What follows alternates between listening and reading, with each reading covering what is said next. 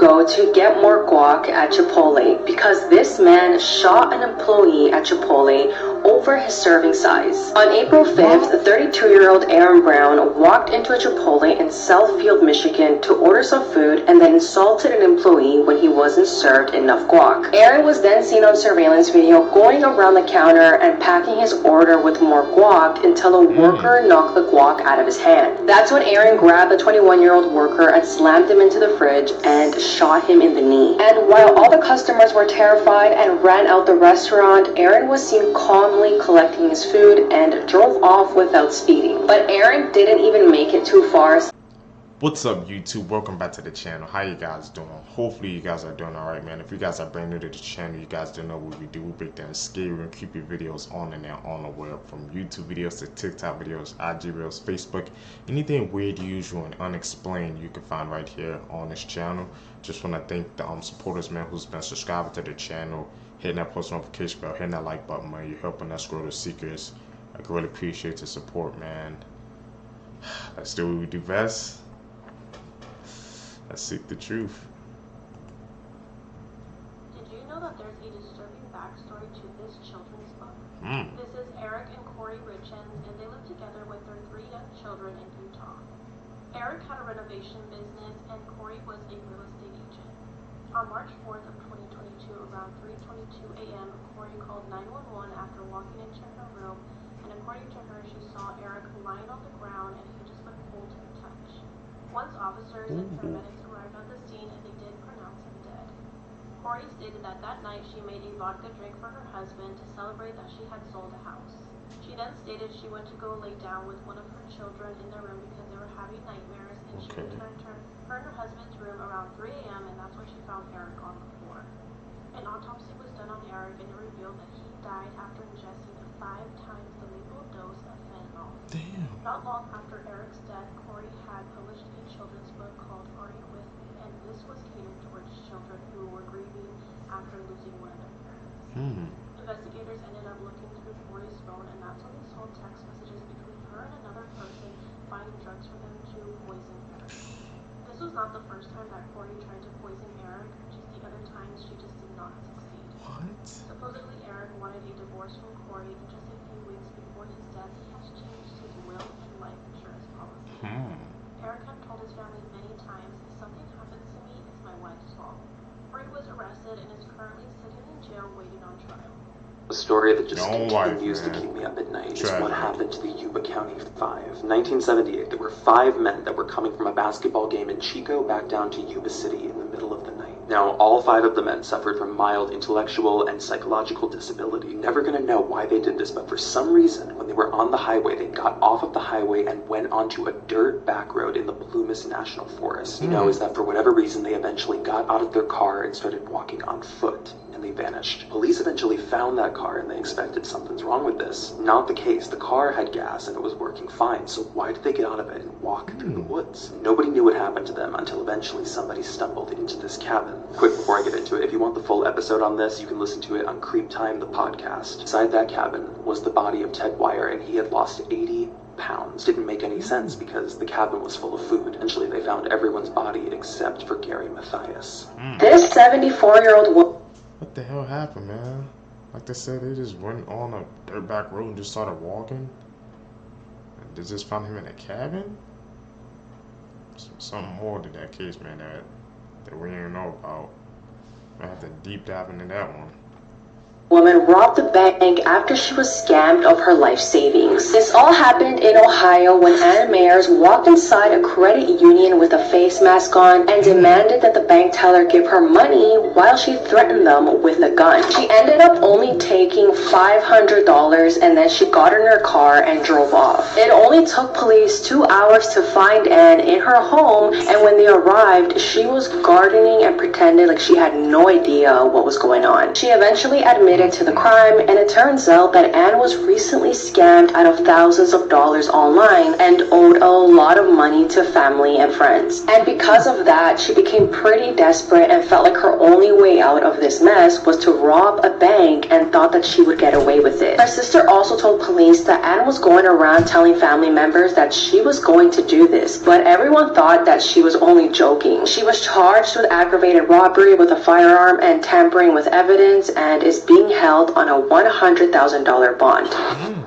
The UK's heaviest man, Jason Holton, has just passed away 1 week before his 34th birthday. His heartbroken mother said that he began overeating as a teenager after his father passed away, and at one point he was eating roughly 10,000 calories a day. Over the years, his weight increased to the point where his legs could no longer hold him, and after becoming bedridden, he didn't leave his room for a staggering 6 months. He said he would cry every day because he felt like he had imprisoned himself. At that point, he weighed around 317 kg, or for those who in the US, 700 pounds. In 2020, his organs began to shut down, and he had to be airlifted by a crane from his mother's third-floor flat by a team of more than 30 firemen and engineers. When he got to the hospital, doctors said that they wanted to send him to London Zoo to get a heart scan because the only machine big enough to hold him was used by vets for very large animals. Luckily, thanks to his treatment at hospital, his condition began to stabilize. But 4 years later, he was rushed to hospital yet again. But this time, doctors said that they couldn't save him, and he had about a week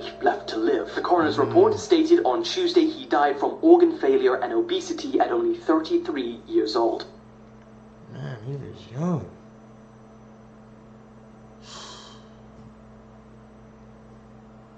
I can't believe you said it took like a team of that many people just to get him down with that crane. That's insane, man.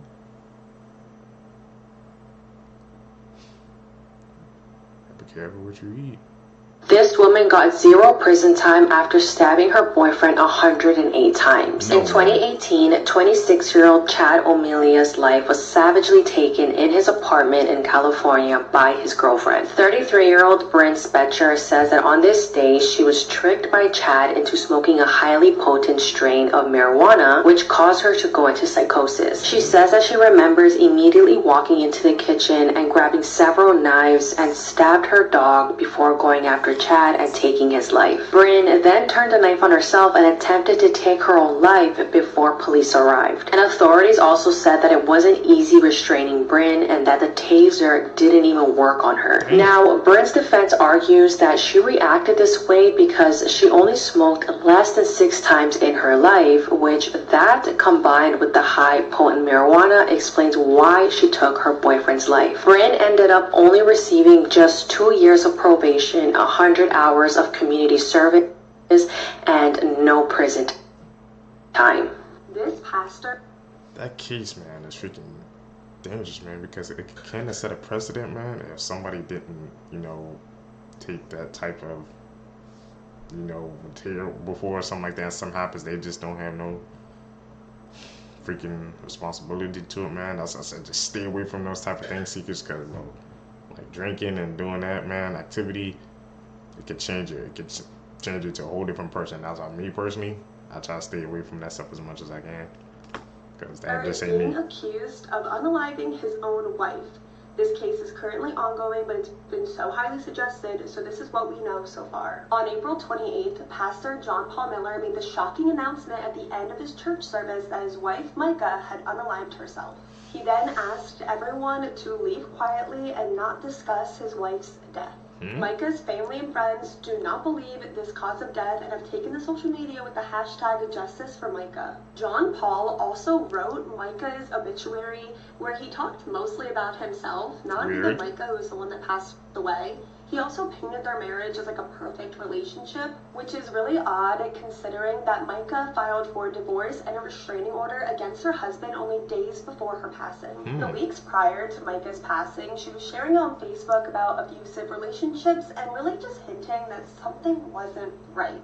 A friend of Micah's has come out and confirmed that Micah told her that there was abuse in the marriage and also that church funds were being used for things not church-related. And since, more friends and family of Micah have come out with similar accounts. Also been some speculation that John Paul was having an affair, a years-long affair with this woman that he's been seen in the days before and the days after Micah's death. That woman's husband also passed away in a really suspicious way, but that's just online speculation for right now. The investigation is currently ongoing, so hopefully we have answers really soon. But in the meantime, make sure to leave all your thoughts, theories, questions, and case suggestions in the comments for me.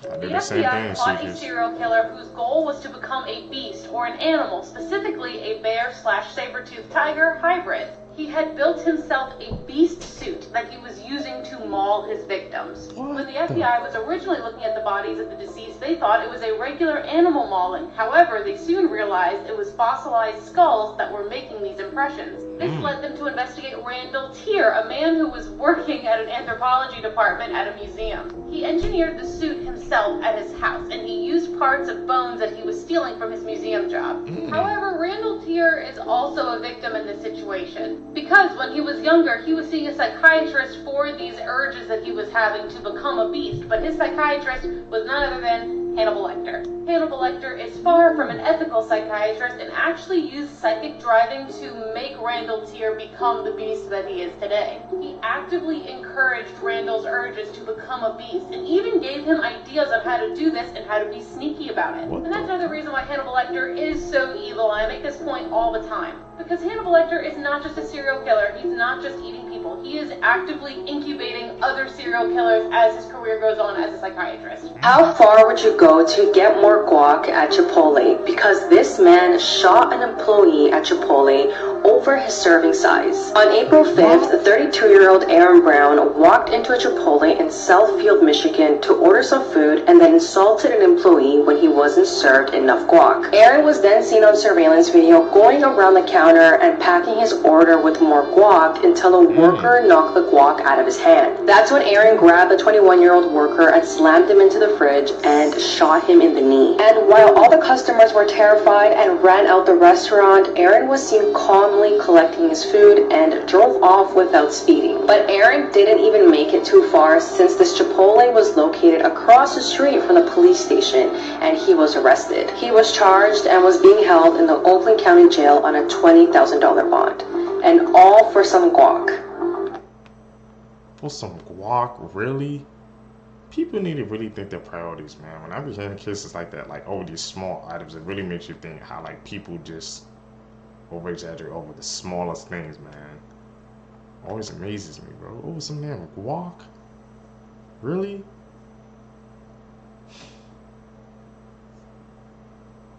can just ask for extra, man? Let's edit. Call it out like I see it. Damn, teleconnected too. Do you think that you would be able to predict if someone in your life is or could become a serial killer? Is there a trait that they all have in common? Is there a recipe that creates a serial killer? Are they born evil? Is it a product of their environment? Some experts believe that there is a recipe, the McDonald's triad, which are 3 elements that are the key to predict if someone will grow up to become a serial killer. Being cruel to animals, setting things on fire, and wetting the bed after the age of 5. Many experts also say that a serial killer's childhood holds the key and believe that nearly 100% of serial killers experience some kind of mistreatment in their childhood. I find really interesting because some of the most infamous serial killers, Ted Bundy, Jeffrey Dahmer, Paul Bernardo, all claim to have come from really loving childhoods. Turns out that head trauma in adolescence could also be a big factor. Richard Ramirez, the Night Stalker, David Berkowitz, son of Sam, and Fred West, and many others all experienced some kind of extreme head trauma in their adolescence that resulted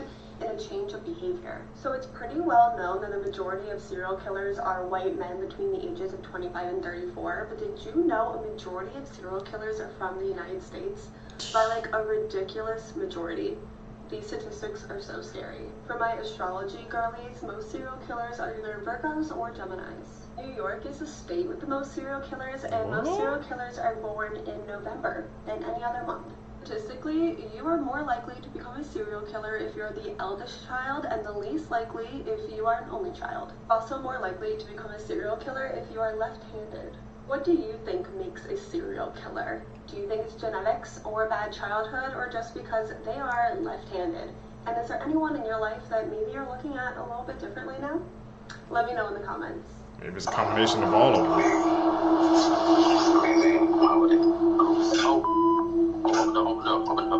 So if you didn't know, this woman's name is Brianna Williams, and what you just watched was her reaction to finding out that the police had discovered her sinister secret. So back in early November of 2019, Brianna contacts the police in order to report her 5-year-old daughter, Taylor Williams, missing, stating that she had seen her the night before, but in the morning, she was gone. Taylor's disappearance sent shockwaves through the community, and people quickly began looking for her, but she was nowhere to be found. However, weeks into the investigation, doubts begin to surface as detectives realize Brianna's story just doesn't make sense.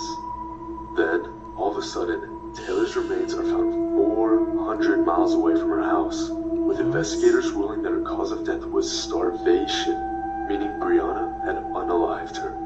At this point, Brianna knows that the police had figured out what she had done, so she tries to unalive herself, but this fails and she gets arrested. In court, Brianna is found guilty of Taylor's death and is sentenced to a well-deserved life in prison. Brianna's story shows that you cannot escape justice and that karma will always catch up to you. Missing American and Australian surfers were just found dead in a well in Mexico. What? Behind me is Callum and Jake Robinson and Jack Rode. They were missing for about a week, and then they were found dead in a well in Ensenada, Mexico. They all disappeared on April 28th. They were last seen in Baja California surfing. One of the family members got worried because one of the men were a type 1 diabetic and he hadn't communicated for a while, which was out of character for him. Then on Saturday, May 4th, all of the men were found inside of a well, and a 4th man was also found, but he was unrelated to these 3.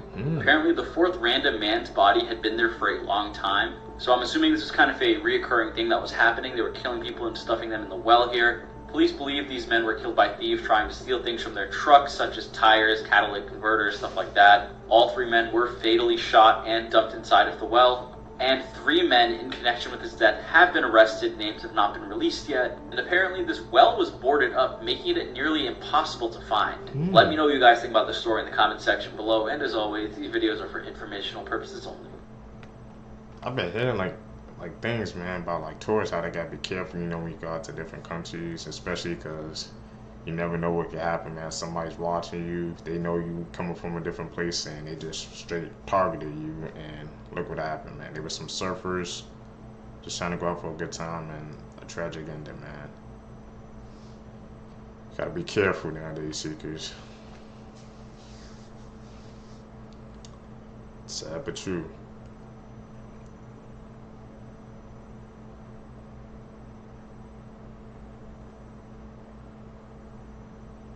Edit.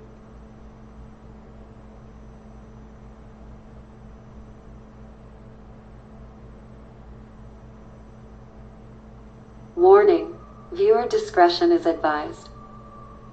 In April 2015, Shayna Sims arrived at a funeral home posing as a makeup artist. A 38-year-old woman called Tabitha had recently passed from natural causes, and Shayna was there to work on the body. While she was there, instead of making the body look presentable for her funeral, Shayna carved off one of Tabitha's breasts and cut off one of her toes. She tore clumps of Tabitha's hair out, smeared her makeup, and then slashed her face. She even stole the shoes off Tabitha's feet before leaving. Wow. The attack was discovered by 2 horrified members of the funeral home who raced to tell the manager about what they had found. The police later arrested Shayna, and she was found with a folding knife with strands of Tabitha's hair still attached to it, as well as a pair of scissors, a box cutter, and various makeup items. During the trial, it was revealed that Shayna had snapped after learning that her husband was apparently having an affair with Tabitha. Seething with anger, she took brutal revenge on her love rival, and was found guilty of eating a body, interrupting a funeral, and unlawful removal of a body part from a deceased person. Shayna Sims was sentenced to 16 years in prison, but was released after only serving 4. Update, Jake's ruining the vacations with her TikToks. That was the last TikTok ever posted by TikToker Anthony Barajas, aka Anthony Michael. On July 26, 2021, Anthony and his friend Riley were seeing a movie. On that evening, they were seeing the ironically violent film The Forever Purge, which itself is a critique on American violence. On that day, the two of them were just sitting inside of the theater enjoying the film when suddenly they were both shot in the back of the head. Now, sadly, Riley Goodrich, who was 18 at the time, would die at the scene, but Anthony, who was 19 at the time, was taken to a hospital but passed away a few days later. But why did this happen? Well, it's not a very clear story. So this is Joseph Jimenez, and he was actually arrested the day after the murder. He was the guy who pulled the trigger. Now, Joseph's friends were actually in the movie theater. There were only 6 people in the theater at the time. And they said that during the movie, Joseph was acting strange. He was mumbling to himself, and at one point he left the theater and came back in with some sort of a package. Joseph's friends then left the theater because they were afraid of what he might do, and a few moments later they saw Joseph running out of the side door, getting into his vehicle and speeding away. So it turns out that Joseph had just randomly decided to murder Riley and Anthony. There was no motivation, he didn't know these two, he just decided he had to kill somebody. And strangely, their bodies weren't discovered until after the movie was over, because there was only 6 people in the theater, including Joseph, his 3 friends, and these 2. So according to Joseph, he was hearing voices that were saying his friends and family were going to be killed if he didn't take a life. He also stated that he wished he didn't do it, but unfortunately, you can't take back an action like that. It's just chilling that even just sitting in a movie theater, an act of violence like this can strike you. And obviously, rest in peace to Riley and Anthony. This is such a tragic story. The reason that I felt Von was a serial killer, because I've come across people that have killed a lot of people in gang wars before. You know, I did the video about No Limit, G Herbo's crew. There's a guy called Mad Max that, you know, they say he had 9 or 10 bodies, right? But I think, for me, where I felt he became a serial killer was you got these multiple murders. There's more than 3 murders, and they're more than a month apart. Some of them are years apart. It was really like, when he became famous, the personal gratification that he seemed to get out of killing, I would say he was responsible for the murder of FBG Duck in a way that he felt responsible. He tweeted a go emoji like minutes after Duck was killed. You know, he got a lot of personal gratification out of these killings. I think he wanted to continue these killings. He wanted the whole world to know. I wish I'd have thought of this when I made the documentary. I've only thought of it after, but I feel like Von, I feel like he's the closest I could describe him to a traditional serial killer is the Zodiac Killer. Because Von killed all these people, he became famous, he wanted everyone to know that he killed all these people. You know, you ain't a killer if you only got 2 bodies. Like, talk about bodies, I got 2, 4 plus 3, 3 plus 2. Like, Von wanted the whole world to know that he was killing. He was putting out these codes. He was getting this personal gratification from killing, and he still wanted to kill. He wanted to have Duck killed. He wanted to have Man killed. There was a supposed rumored body in Atlanta. Now, I kind of disproved that in the video, but it's like, he wanted people to know he was a killer. I think he was more interested in getting people killed than rapping. I heard about, I've seen some videos on there how I was saying King Von was really like that, bro. I know, like, he had that different side to him, man. Might have to check out a video or two.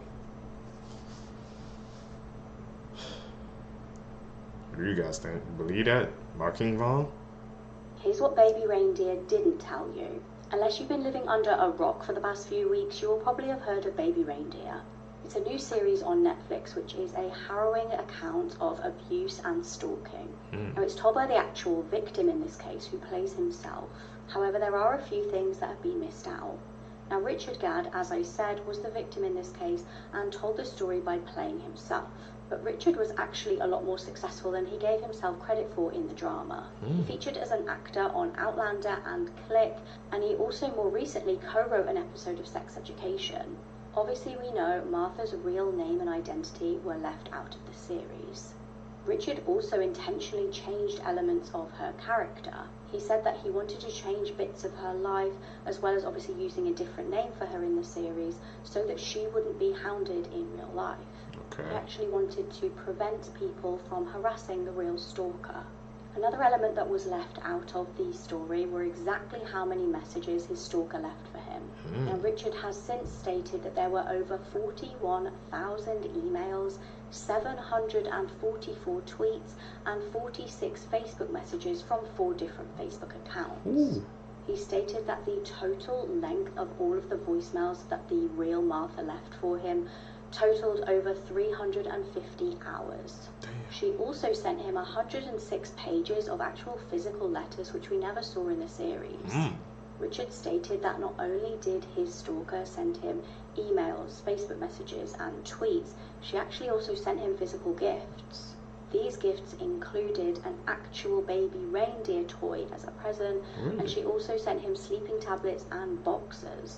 Another true crime story of how they were caught. Lee Hartley, a lieutenant in the Navy, was on a carrier warship when he started feeling ill. Started having stomach cramps and vomiting. He would get better, but then get sick again, and it got so bad he had to get flown out to Florida, where he later died in the hospital. A savvy doctor noticed that all his organs had been so damaged that he suspected there might be heavy metal poisoning, and he requested that at an autopsy. Because of that doctor, they tested for possible poisons, and they found that there was arsenic in his system. Now police had to look at 4,000 possible suspects aboard the ship. Police scoured all over the ship but couldn't find the source of the arsenic. Police were also able to learn that while he was in Spain 3 months before his death, he was also feeling ill along with another shipmate. Police also found out when the ship stopped in Spain, his wife had actually flown out to meet with him for 8 days. She had cooked both men breakfast before they fell ill. Police interviewed his wife Pamela, and she denied involvement and would pass a polygraph test, and the case would go cold for 13 years. Then in 1995, police reopened the investigation and started interviewing people close to the family. Police interviewed Pam's brother, who actually said she had recruited him to try to kill her husband, but he refused. Arsenic is retained in the fingernails and hair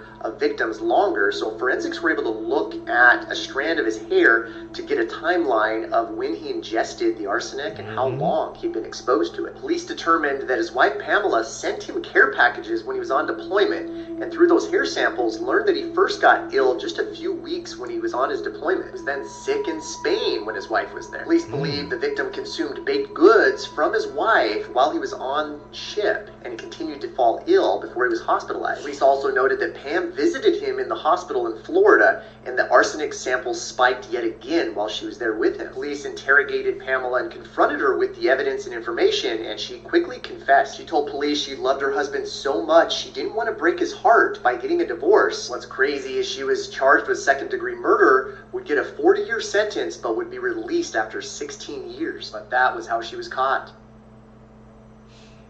Crazy, man. These people, they just can't lead the relationships. If like both of them being alive or something like that, it's like, bro, somebody wants to end a relationship, they always have to do the unthinkable, man, to end it all. Because she said she don't want to break his heart. But look what happened. These cases seekers, man. Learn more and more each and every single day.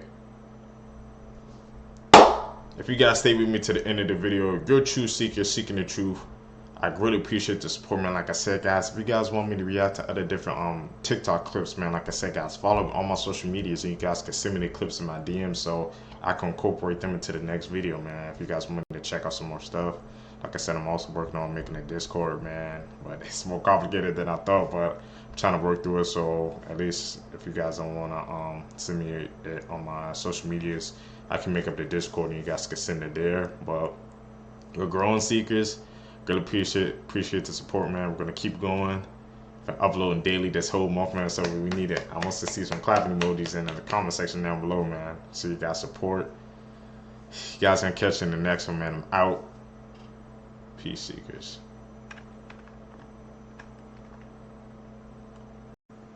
What's up, YouTube? Welcome back to the channel. How you guys doing? Hopefully you guys are doing all right, man. If you guys are brand new to the channel, you guys don't know what we do. We break down scary, creepy videos on the net, on the web, from YouTube videos to TikTok videos, IG reels, Facebook, anything weird, usual, and unexplained, you can find right here on this channel. Just want to thank you guys, man, who's been tapping into the channel, subscribing, hitting that post notification bell, hitting that like button, man. You're helping us grow our community, the seekers. Really appreciate the support, man. Like I said, also follow me on my social medias and send me videos where you guys want me to react to so I can switch it up for you guys. That's what we do best. I seek the truth. She filmed a video of her smothering her son and sent it to her friend. This is 20-year-old Emma Rigdon from St. Louis, Missouri. On April 15th of this year, Emma was with her son when she slapped his leg and put her hand over his nose and mouth. Ooh. Obviously, this was preventing him from breathing. Emma decided to record this incident and send it to a friend. She also recorded another video of her covering her son's face with a blanket and her hand. This caused the boy to cry and grab at the blanket. Once she sent that video to her friend, she also sent a handful of text messages. The first text said, "I don't know, when I do that, I feel an adrenaline rush." The next text said, "I stopped right before he dies. Last time he was blue." The last twisted text she sent said, "I really want to unalive him, but I don't want to go to jail. It's unfortunate, but he's just going to have to pay for his existence." What? The boy ended up surviving his wounds, and now someone else is taking care of him. Emma was arrested and charged with abuse or neglect of a child. She remains in jail without bond.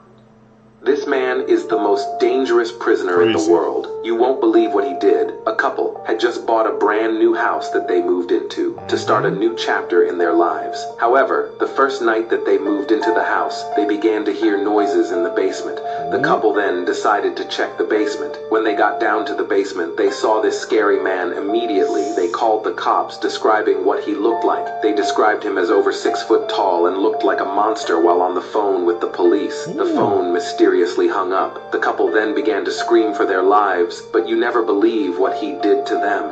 Photos with disturbing backstory. Finish it. Praying for a teammate that was murdered. The killer was present.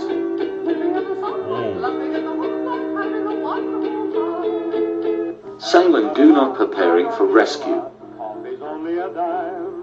Suffocated after rescuing 13 people. Terrible.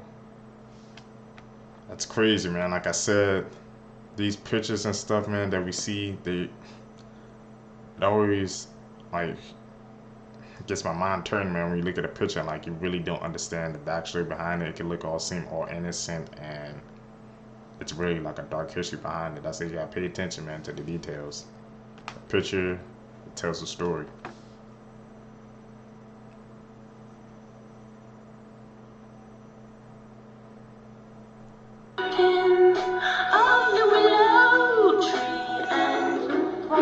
They're free?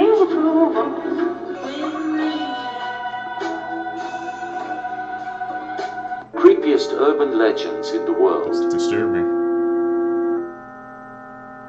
The Devil's Chair, Florida.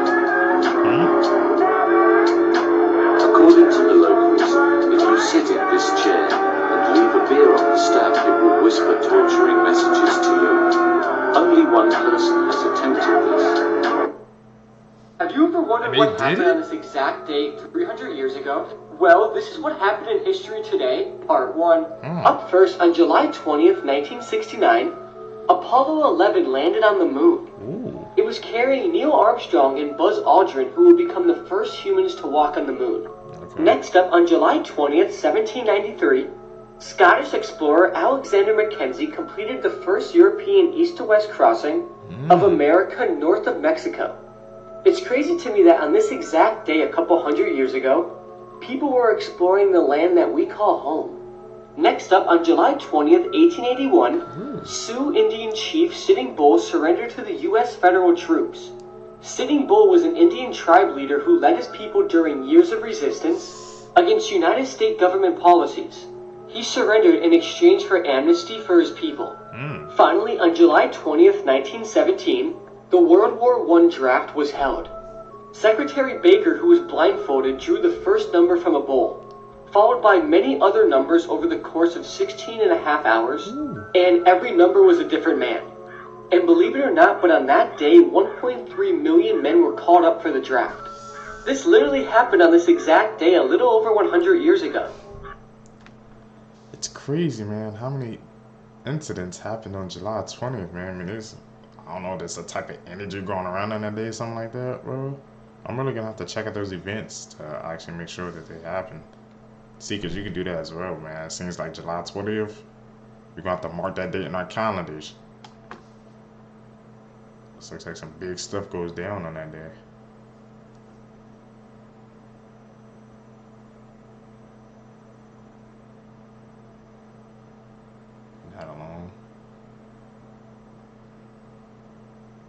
about this. Edit. Call it like I said. Further that you look into dark history, you start to realize just how dark it really is. This woman behind me, this is Lorleen Wallace. She was the first female governor of Alabama, and she was diagnosed with stage 4 cervical cancer. Dark history for Lorleen was that legally, doctors did not have to tell her. They only told her husband. Really let that sink in. She was diagnosed with stage 4 cancer, terminal cancer, and only her husband was told. Her husband decided not to tell her. Legally, he didn't have to. It was thought at the time that women's nerves were too fragile to be able to handle news like this, so only their husbands were told. I think we're probably going to cover this on the podcast because this is actually a pretty in-depth story if you want to listen. Basically, the way this story ends is that Lorleen, she does become governor. She runs, but she only lives through the first year of her term. She was never initially told she was dying.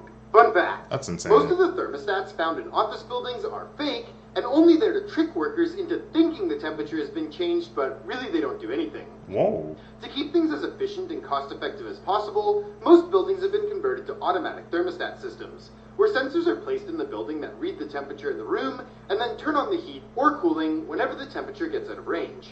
And generally, the temperature is set by the landlord, not the renter. Since heating and cooling costs can quickly spiral out of control, most commercial leases include a specific air temperature range for the building. But managers, landlords, and HVAC technicians got tired of the constant calls from workers telling them the heat or air conditioning wasn't working, so they came up with a solution. They began installing fake thermostats in offices so workers could have the illusion of control over the temperature, but really they don't do anything.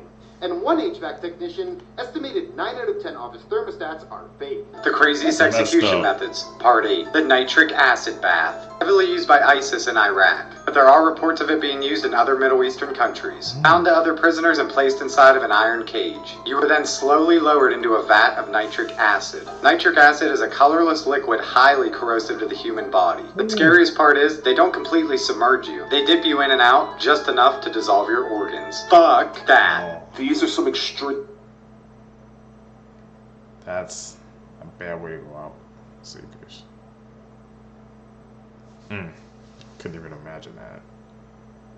It's like they're trying to play with you or something like that.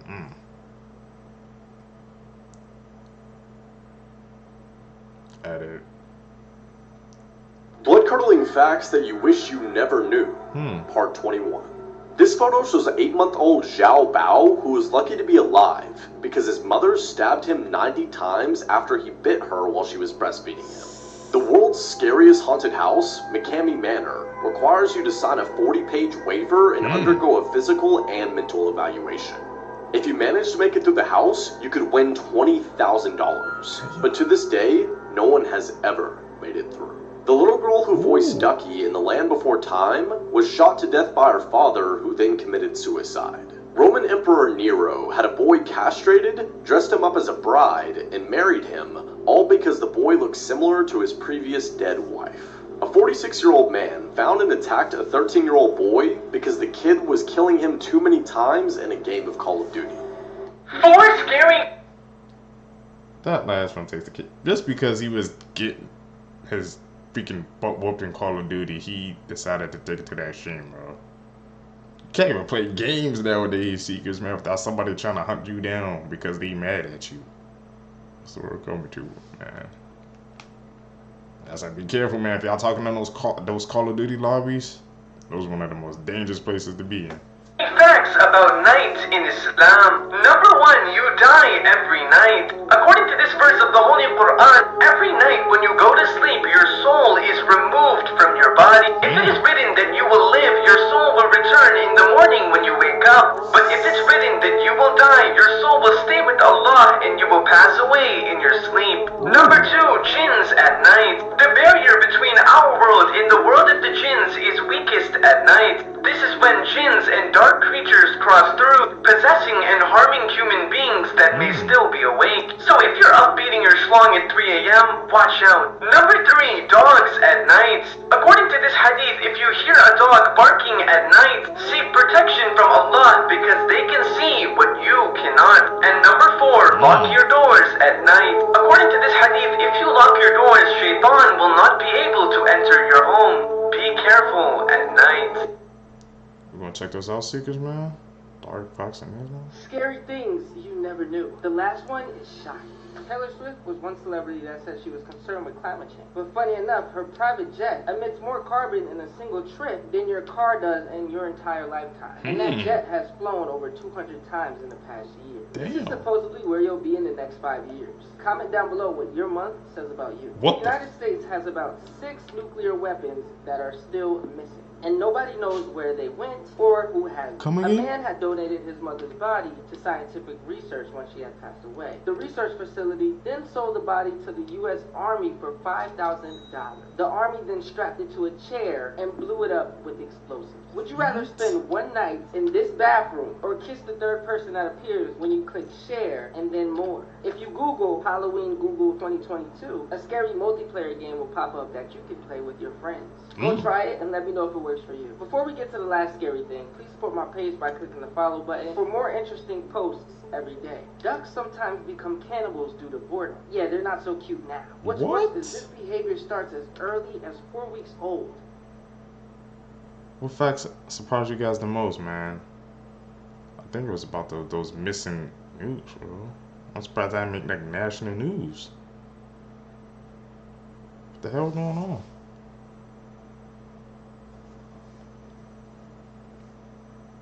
It's insane. Disturbing facts that will ruin your life. The youngest inmate to have died at Kingston Pen, which is Canada's first prison, was 9 years old. He died of tuberculosis, and his crime was larceny in 1857. A typical jar of peanut butter contains 10 or more rodent hairs, averaging 1 or more rodent hairs per 100 grams. Dr. Seuss actually cheated on his wife, Helen Palmer, who was sick with cancer. She then killed herself by overdosing on barbiturates. Russia and Pluto have about the same surface area. The 2 times Snickers bar is really only 1.5 Snickers. At the age of 25 years is when your body stops producing cells faster than it can replace them, meaning your body begins dying very slowly and breaking down. There's a slight chance you could die from spontaneously combusting. Thousands of people die every year due to doctors' sloppy handwriting on prescriptions. Forensic scientists can tell when and sometimes how someone has died by looking at the type of insects that have begun to gather in and around a dead body. Your eyeballs will flatten soon after you die. Hit the plus sign if you want to learn more facts. Facts, man, that got to y'all the most. I think it's how I was saying you could just spontaneously combust. Like, I've never heard any cases like that, man. What the hell is going on in our world, bro? We could just combust spontaneously. Do you ever see a picture that just makes your stomach drop? This is a still from an alert that a woman named Alexis Randall got on her phone. It's from a security camera that was set up in her living room, and she's looking at this and she's thinking the same thing you are. She's like, what's wrong with the picture here? Why did the motion detector go off? But then look a bit closer, specifically at the bathroom door. This man was staring at the camera from the doorway. She spots this picture and she immediately panics and calls the police, but by the time they get there, this guy is gone. What really freaked her out even more is that when police got there, they found evidence that the bathroom window had been tampered with. Further security footage would show that the man had crawled through the bathroom window the night before and was hiding in the hallway bathroom all through the night, even while she was in the house. You can't even see until you zoomed in. Now. I mean, she could probably charge with child porn. Who she can? She's 11 years old. She's creating it, right? She's 11 years old. Doesn't matter. He's still making porn. No, she's not. She's being manipulated by grown girl on the Is she internet. taking pictures of? You guys have a nice evening. Okay, thank you. For coming. A man who attempted to murder a teenager and left her. They're gonna arrest that girl because she's making it.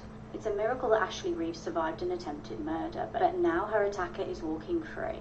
It was the 29th of April 2006 in Belleville, Illinois. At around 2 a.m, officers found 17-year-old Ashley Reeves just moments from death.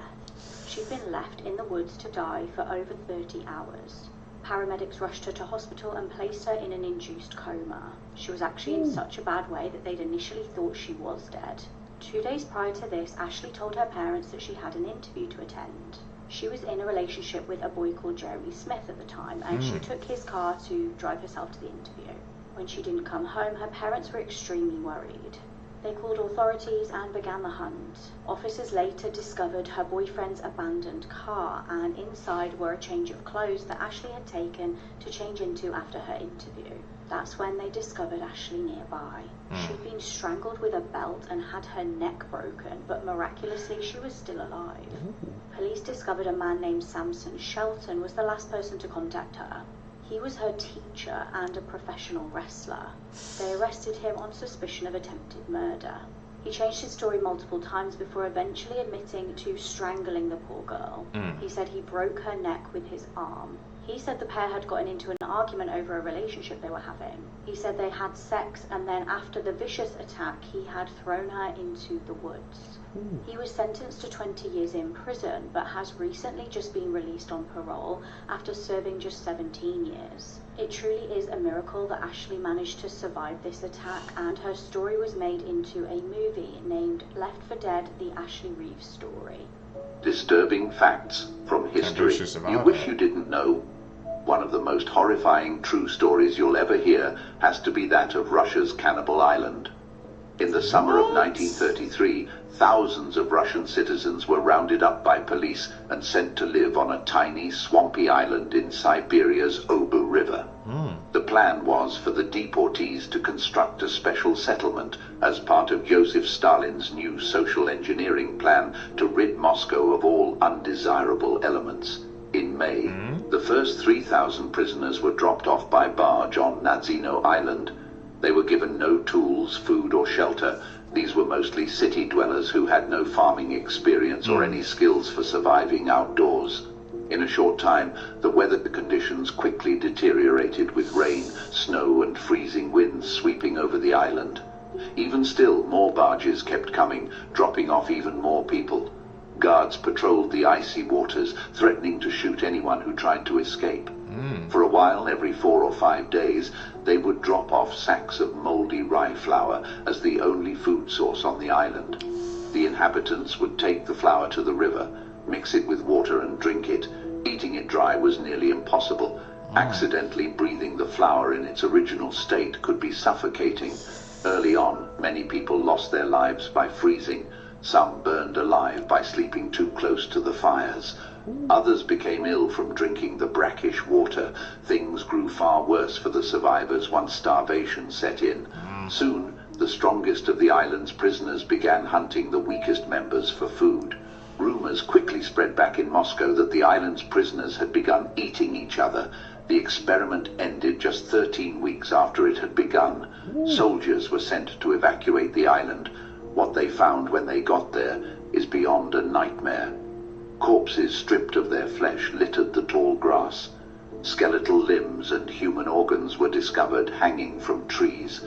One woman who had been transferred to another camp was missing her calves. That's because some of the prisoners cut them off while she was alive. She only survived because the frigid temperatures kept her alive. Of the 6,700 prisoners brought to Nazino Island, 4,000 went missing or were killed. The events on Russia's Cannibal Island were covered up until 1988, when secret records were finally released to the public. That's some dark history, bro. Russia got Cannibal Island? What the hell? It's a whole ass experiment, man. Makes you think what other stuff is covered up that we don't know about. Terrifying things that our own government did to us in our past. Here we go. Starting in 1953, the CIA illegally experimented on U.S. and Canadian citizens. The project was called MK Ultra, or Operation Mind Control. The government recruited over 80 institutions and over 150 researchers to do their dirty work for them. They were using biological and chemical agents on their participants, but the worst of all was the LSD experiments. They would use prisoners, mental patients, and even drug addicts for these experiments. This scene in Stranger Things is actually taken from the MK Ultra experiments, where one patient was given LSD for 174 days in a row. Heroin, morphine, alcohol, marijuana were all used as well. They say that the experiments lasted all the way until 1973. Some people, like Ken Kesey, actually volunteered for this which led to the electric Kool-Aid acid test in the 1960s with the... And I think about it, Stranger Things, you guys know that scene with Elle and when she was training and stuff. They said they based it off that. I never put two and two together until now. And I was just talking about how some stuff about we don't know what stuff got covered up, man. And it's just like coincidence. The next video, next clip, just pulled it up, man. Tap in with us, bro. We learning. So this little boy lost his life by treadmill due to his father. So this man is currently on trial for this. So I just watched the video, and on the video, the little boy seems to be walking for a long time. The father walks over, speeds up the treadmill while talking to the little boy. Then he speeds it up some more. Then he inclines, and the little boy is struggling. You can see his little legs just going as fast as they can to keep up with the treadmill. Like he's full on sprinting, and at some point, he can't keep up, and he falls off. Like he just rolls off the treadmill and hits the ground. The father picks him up, tosses him back on the treadmill, bites him on top of the head while holding him down on the treadmill and making his feet keep up with the speed. As soon as the father lets him go, he rolls off the treadmill again, bumps his head, hits the floor. He jumps up, gets back on the treadmill, tries to keep up with it again, falls. He repeats this about 3 or 4 times. That's where the father is biting him on the head right there. So eventually the father does slow the treadmill down and brings the incline down, but he makes the boy continue to run. So the father and the mother does have like some type of joint custody, shared custody type of situation, I guess. And the mother is the first one to report the injuries to child protection. And she tells him to take their son to the hospital, and he does. While at the hospital, that's when the little boy revealed that his father made him run on the treadmill because he was fat. This little boy is little, even if he was fat. And so the next day when they wake up, the little boy is stumbling, he's slurring his words, he's nauseous, so he does rush into the hospital.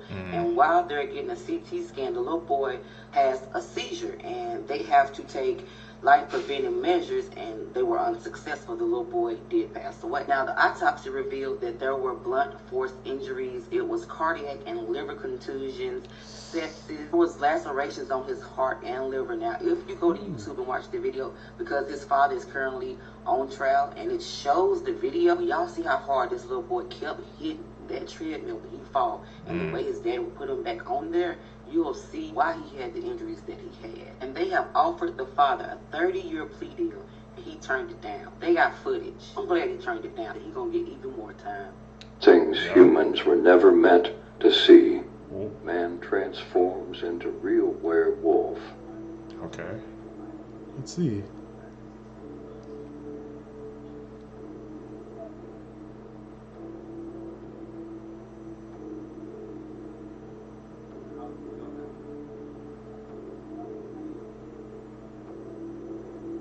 A werewolf?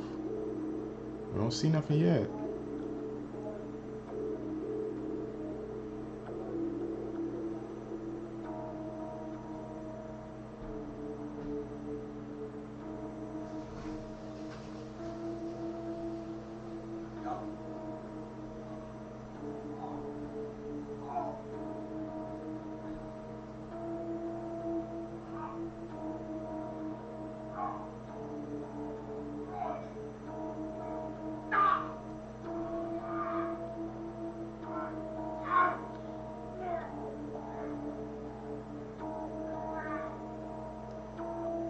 Iffy, man.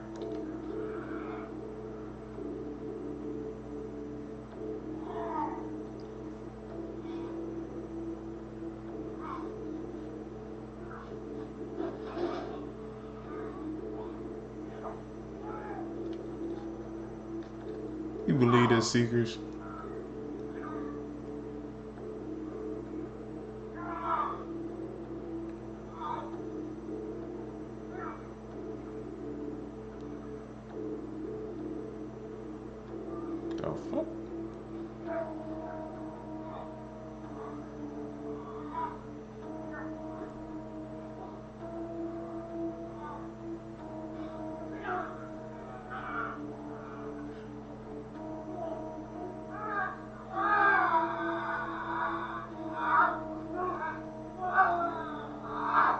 This has to be like a well put together edit, right?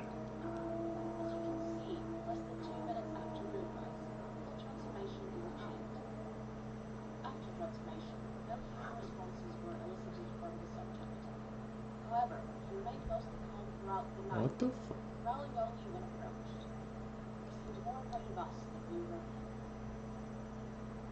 A werewolf. That's what we're going with. I ain't gonna lie, that kind of looked like edited to me. I don't know, man. Like I said, tell me down below, guys. If you guys believe that, you guys want me to check into that, man? That looks freaking weird. But okay. Guys, if you guys stay with me to the end of the video, you're a truth seeker seeking the truth. I really appreciate the support, man. Like I said, guys, subscribe to the channel, hit that post notification bell, hit that like button, man. Also, man, like I said, guys, I need you guys to follow me on my social medias, man. If you guys want me to react to different TikToks and clips, you guys follow me on my social medias, and you guys can send it to me in my DMs so I can incorporate them into the next video if you guys want me trying to, because I know how you said you guys want me to switch it up, so I need your guys' support, man. Like I said, just follow me on my social medias and send me the videos in my DMs, and I can incorporate that for the next video so we can help each other out, man. Like I said, we're gonna grow our community together. You guys gonna catch you in the next one. I'm out. Peace, YouTube. What's up, YouTube? Welcome back to the channel. How you guys doing? Hopefully you guys are doing alright, man. If you guys are brand new to the channel, man, we break down scary and creepy videos on the net, on the web, from YouTube videos to TikTok videos, IG reels, Facebook videos, man. Anything weird, usual, and unexplained, you can find right here on this channel. Just want to thank you guys for the support who's been tapping into the channel, subscribing, hitting that post notification bell, hitting that like button, man. I really appreciate the support. It allows me to put back into the channel. And yeah, that's what we do best, seekers. Let's seek the truth. What we got today? This is why you should fear for your life if you buy or sell items on Facebook Marketplace. 56-year-old Denise Williams of Johnstown, Pennsylvania, wanted to buy a refrigerator for her boyfriend. She found one listed on Facebook Marketplace. The seller was 26-year-old Joshua Gorgon. Denise went to his apartment alone to check out the fridge, but never came out. On Monday, she was reported missing by her family, and police were able to track her using her phone and information from a Facebook account. She was found dead from multiple stab wounds at Joshua's apartment. Joshua was arrested and charged with criminal homicide. When he was interviewed by Cambria County detectives, he admitted to stabbing Williams to death with a kitchen knife following an argument over the cost of the refrigerator. The mystery of Kate Yup is... That right there, man, is exactly what. If you guys gonna meet up somebody to buy something like online from Marketplace or something like that, always make sure it's in a public area. Never meet them at their house or a location of their choosing, man. You have to do it in a public meetup, a public setting, because you never know what can happen, man. Like you said, they was disputing over the price, and look what that turned out. Never go to a person's place, man. Especially if you're buying something online. No. Still very much unexplained. Kate Yup was a YouTuber who would make mukbang videos where she would eat excessive amounts of food. These were not normal videos. Kate was eating aggressively fast, almost like she was being starved or she was forced. She also wears a blindfold in every video, so her identity is completely unknown. But viewers became seriously concerned when they started to notice warning signs that Kate might be under someone's control. There are indicators that there was somebody else in that room with her while she's eating all of this food. You can hear him breathing in the background of her videos. She's eating so fast that in one video she actually chips her teeth, and when she shows them to the camera, these are teeth that are rotted. But the most compelling evidence to support that Kate Yup could be a victim of trafficking are the cryptic messages that she's left in the text editing of her videos. Since this all kind of blew up in the media, the channel has gone totally dark, and there hasn't been a new video in a year. Barbie has a much creepier history than I thought. I'm going to show you some theories about Barbie that have been keeping me up at night. And I cover all sorts of creepy and true crime stuff, so follow along. In 2010, Barbie released a doll that had a camera on her necklace as well as a video screen on her back. This doll has since been discontinued, but there's a lot of rumors about what happened to this footage when it was recorded. So people have always theorized that the footage was collected and sold either by Mattel or by someone more nefarious.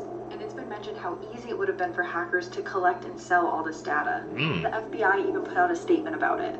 Barbie also released and discontinued the Hello doll, which could listen to children and respond with over 8,000 pre-recorded answers. A lot of parents worried that these dolls were potentially recording their children and then selling that data, but this doll also has really concerning reviews. Like, people say that the doll won't take no for an answer. Like, if she asked if you wanted to hear a story and then you said no, she would actually push back and then just tell you the story anyways. What? And the doll would also ask really specific and targeted questions about children, like how big their families were and if they had any siblings. Was this doll just collecting market data on children, or was it something much weirder? No one could work out why this child kept getting sick. So doctors took a look at the cameras that were set up in the room, and what they saw gave them chills. 9 days after Garrett Spears was born, he was admitted to hospital. Since then, Lacey Spears would care for her son through a myriad of illnesses. No one could figure out why young Gareth kept getting sick. Lacey, the dutiful single mother, would document his illnesses online. She created an online blog where she would chronicle her struggles and document her struggles to find a cure for whatever illness Garrett had. In 2014, Gareth, age 5, was rushed to hospital. Doctors again couldn't quite work out what made him sick, but they were able to treat his symptoms and he made a full recovery. Doctors were gearing up to discharge him. However, within a few short hours, Gareth took a turn for the worst, and without warning, he sadly passed away. The hospital staff were devastated, but very confused as to what had happened. So they did a blood test, and that's where they found something very disturbing. Garrett had deadly levels of sodium in his blood. He had been suffering from sodium poisoning, which meant someone was poisoning him. So when hooked up to certain machines in the hospital, there are cameras. They took a look at those cameras, and they saw what was happening. His mother, Lacey, had been poisoning him with sea salt. Lacey was arrested. She was diagnosed with Munchausen syndrome by proxy, and she was sentenced to 25 years. My name's Harves, and I tell 17 Crime Story. For more, remember to follow. Just for some clout? People have to be better, man. When clout comes into the picture, they just lose all sense of morality. Never fails, man. Clout is one of the most dangerous drugs there's out there nowadays. And shoot Geoward in the back 12 times, killing him instantly. With her son-in-law's body on the kitchen floor, Cynthia went on with her birthday celebrations, first going to a local cafe for breakfast, then to a casino, and finally to her favorite coffee shop, where she was brought into questioning by police. And what followed is an interrogation that would make anyone's blood curdle. Come here. I'm sorry! We're just gonna put handcuffs on just for now. Where's the knife? Sorry, Dad, what? Sorry, I don't know what chest! This is police body cam footage that depicts a 12-year-old girl after she just stabbed and killed her 9-year-old brother. She's seen crying and apologizing to police and her mother repeatedly. This would take place on Friday night in Oklahoma. Just sit there for a second. You don't have the knife on you, right? No, I swear I don't. I'm Sorry. sorry. I don't. I'm sorry. It would be nighttime and the one parent would be sleeping upstairs when the 12-year-old daughter would stab her 9-year-old brother repeatedly in the chest. She then would go upstairs to wake up her parent to inform them of what she had just done. I was upstairs in my room and I threw it out the window and it's not in the apartment right here. You threw it where? I threw it out my window upstairs. Not right there. It's the room. It's the other room. It's right behind the apartment. This apartment right here. The young girl will be taken into custody and is currently being held at the Family Center for Juvenile Justice. The hell made her do that?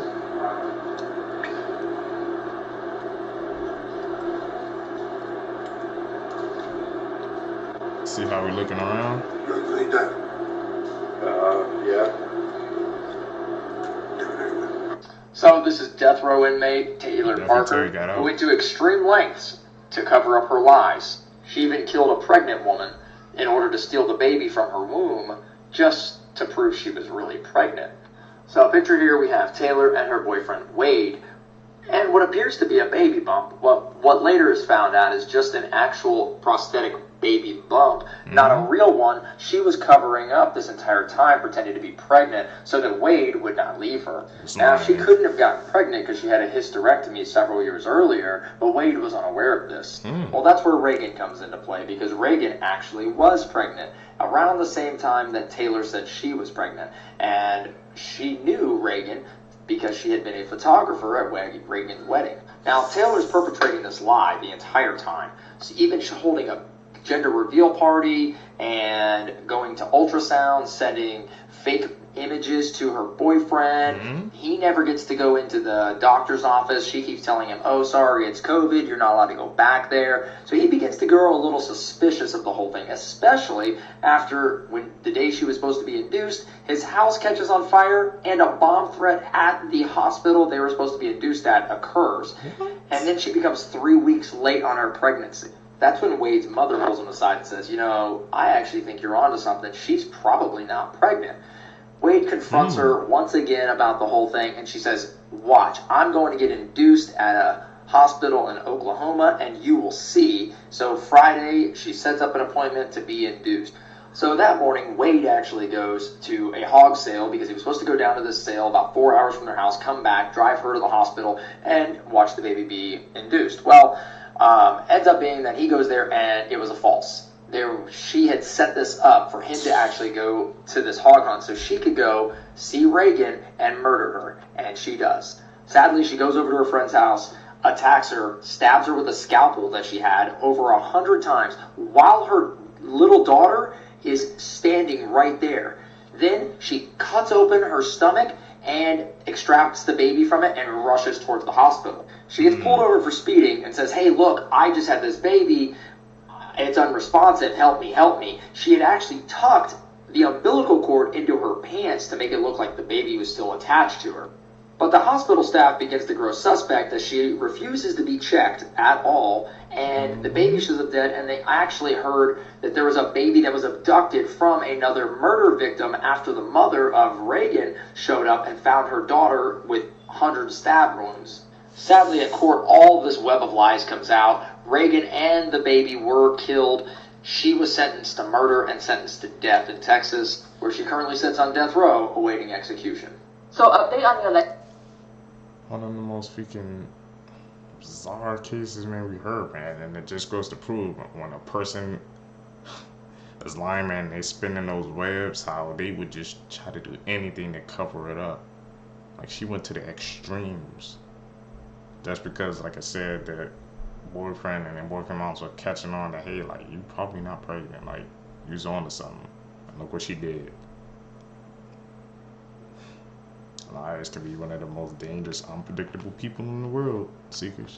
Lexi Trevizo case, if you didn't know, a lot of people that went to school with her are starting to speak out on social media outlets, and the Daily Mail just published an article on Saturday. So the headline reads, she was a master manipulator. Alexi Trevizo knew she was pregnant and had even picked out the name Alex for her baby boy, but hid it from everyone. So what the students told Daily Mail is that around mid-November, students already started to speculate if she was pregnant or not, which she was denying all the rumors. Even her cheer coach had asked her if she was pregnant, but she said that it was the pill, which is why she gained so much weight. But she obviously looked pregnant. I mean, she was actually pregnant, but they felt that they couldn't keep asking her because it was just going to make them look wrong. As in, they were giving her the benefit of the doubt that maybe she was just gaining lots of weight. And when the news broke back in January that someone had discarded their baby in the hospital, people already started to suspect that it was Alexi. So the students did explain that after the news had broke out, both Alex and Devin were gone for a couple of weeks, which they were able to put 2 and 2 together. And when they came back, Alex at one point had the audacity to write a poem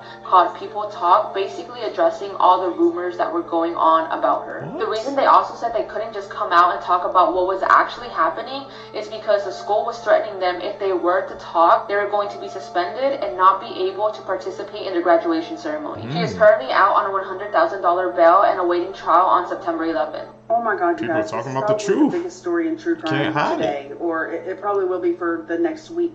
Did you guys see that someone confessed to the murder of JonBenet Ramsey? For my younger followers, this is JonBenet Ramsey. She was killed in her home December 27th, 1996. She was a 6-year-old little girl. She lived in Boulder, Colorado, and someone came in the middle of the night, it was presumed, and kidnapped her. Now, it has been long speculated that the parents were involved. So they said they woke up and there was a ransom note.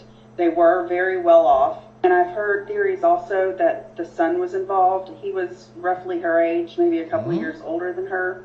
So like I said, she was killed on December 26, 1996. Now, on December 27th, 1996, this was a huge national story. Now, before the story became known as widely as it was, the Boulder police received a tip that someone had gotten a phone call from a friend that he hadn't spoken to in years, saying that he was scared. He hurt a little girl in Boulder, Colorado. Now, authorities never looked into this or questioned the guy, but the guy in question was Gary Oliva, and this is a picture of him at the 1-year anniversary at the JonBenet Ramsey vigil. This was a picture taken by a private investigator hired by John Ramsey, which was JonBenet's father. He gave them this information, and they never looked into it further. Wow. So, again, like all my videos, what is going on with the justice system in this country? So they never looked into it, never questioned this guy, but 4 years later, in 2000, this guy was arrested with, relating to CSA. I can't really say it on TikTok, but you get the idea. He was arrested in 2000, at which point he wrote more letters, confession letters, to this friend that lived in California. Okay, so fast forward to 2016, this guy gets arrested yet again, and cops find pictures of JonBenet on his phone. And the CSA charges that he was being arrested for multiple times, and the multiple tips from this guy that he had called and said, "I'm scared, I hurt this girl," were never looked into. What? Again? Today we're going to be talking about a murderer and a serial rapist by the name of Mr. Cruel, who a few decades ago was Australia's most wanted and was also known as the boogeyman of Australia. So according to various sketches, this is what Mr. Cruel looked like. And between 1987 and 1991, he broke into 3 homes of 3 Australian parents, and then he would bound the parents and take their daughters. On the morning of August 22nd, 1987, a masked man broke into a quiet home in the suburbs in Melbourne, Australia. He forced both parents onto their stomachs and then bound them. And then he locked them in a closet as he proceeded to rape their 11-year-old daughter. He cut the phone lines and then he left after assaulting the daughter. When the police first heard about this case, they were trying to figure out what happened and asked the parents. The parents then said that the attacker came into their house with a gun and a knife and tied them in knots, which can only be known by sailors. So this gave the police a hint as to who he could be. But because he was wearing a mask, he was unable to be identified. The little girl who was attacked then told the police that he had made a phone call and told the person on the phone call to move their children and also called him a bozo. But when the police looked into it, they found no record of any phone call. This was just something that Mr. Cruel did to throw the police off his case.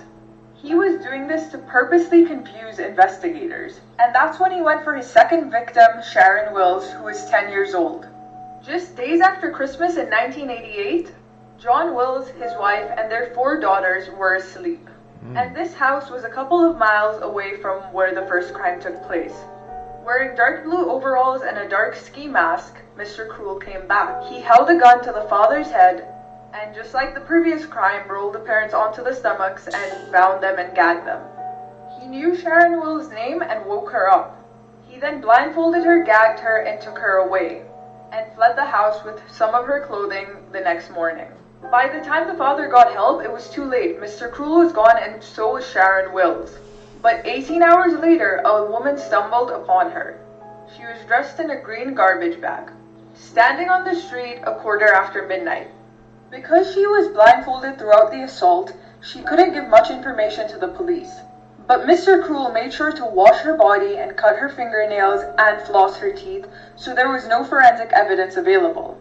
He then told her that he was the boogeyman. But this was just the beginning of Mr. Cruel's attacks. He then proceeded to attack another girl and murder and attack one more. Running out of time, so I'm going to have to make a part 2, but make sure you check it out. This is one of the most high-profile pedophiles in Hollywood, Jeffrey Jones. You might recognize Jeffrey from a number of movies he's been in, like Ferris Bueller's Day Off, The Hunt for Red October, and Beetlejuice. It's highly ironic to me that in a lot of the movies he was in, Jeffrey Jones played the villain, and he ended up being one in real life. So after his career flourished in the late 80s and 90s, let's fast forward to 2002. That year, Jeffrey was arrested for the possession of CP, if you know what I'm talking about, and he was accused by a 17-year-old boy of soliciting him to take nude photos. These charges get even more disturbing when you realize that the young boy who accused Jeffrey of soliciting him to take nude photographs was 14 when the charges were originally brought up and the accusations were made. Jeffrey pleaded no contest to the solicitation. He openly admitted that he had done this horrible thing. But once again, because of legal loopholes, because he admitted to this and pled no contest, that meant that the other CB charges were completely dropped. No way. And what happened to Jeffrey after all this? Well, he got 5 years probation. He also had to go through counseling and register as a sex offender. And yes, if you're wondering, to this day he is still registered as a sex offender. You can find the records of all of this online. But it seems like Jeffrey didn't want to be known as a sex offender throughout his life. For the rest of his life, and he would end up being arrested twice for failing to update his sex offender registration. And in 2006, when working on the set of the movie Who's Your Caddy?, the community of Aiken, South Carolina, where the film was being filmed, complained to the government and complained that a sex offender was on set. This was due to the fact that families had been invited to visit the set with their children, and they had no idea that there was a predator lurking amongst the crew. To this day, a lot of people don't know what this guy has done, and even Justin Bieber posted a photo with him a couple years back, and a lot of people were obviously a little mad about that. And I think it's important to realize that these people are everywhere. They're your friends, your family, your neighbors. They're even celebrities. And at the end of the day, even the people that you look up to and have seen a million times on the silver screen could be the worst people you've ever met in real life. If you like these types of stories, give me a follow or listen to my wife and I's podcast, Murder in America. Like you said, man, it seems like it's always somebody in Hollywood or famous in that realm that has that problem, man. Y'all know the beef that's going on with freaking Jake and Kendrick Lamar right now. You know what Kendrick said, how he's been dropping disses and about hitting about certain stuff. It's like it's crazy. It's a rampant problem in Hollywood, man. Or when it involves famous people, we don't know if it's true now, it's not confirmed, but it's just crazy how it's always like someone in that realm or something like that. That's just something to think about. Patreon. I know if Amanda was alive, she'd be a Patreon member. Thank God for true crime. What would... Here's the thing. I enjoy listening to some true crime podcasts. I like when they're mysteries and there's like an investigation involved. I honestly like it when a journalist does it and they're in tandem with the family and the family knows about it, so they're kind of working on it together. Like there's a lot of good examples. There's Someone Knows Something, Crime Junkie, although not a great name. My favorite podcast of all time is The Last Podcast on the Left. They don't do all true crime, they do a bunch of other stuff too, but like when they do true crime, they're really good at like demystifying like these serial killers, like, oh, they did, and they're like, no, they're losers. So I really appreciate that. But anyway, someone recommended My Favorite Murder, and I listened to an episode, and I was like, no. First of all, the first half was just like 40 minutes of them doing bits between them, and I'm like, okay, well, if you're going to be a true crime podcast, don't you do research and stuff? They did very little research, like they infantilized like the victims, like it was just really uncomfortable to listen to. So I checked their Instagram and I'm like, how popular are these guys? And they have a lot of followers. And they either posted or reposted a picture, I don't think it was them specifically, but of someone doing a true crime party.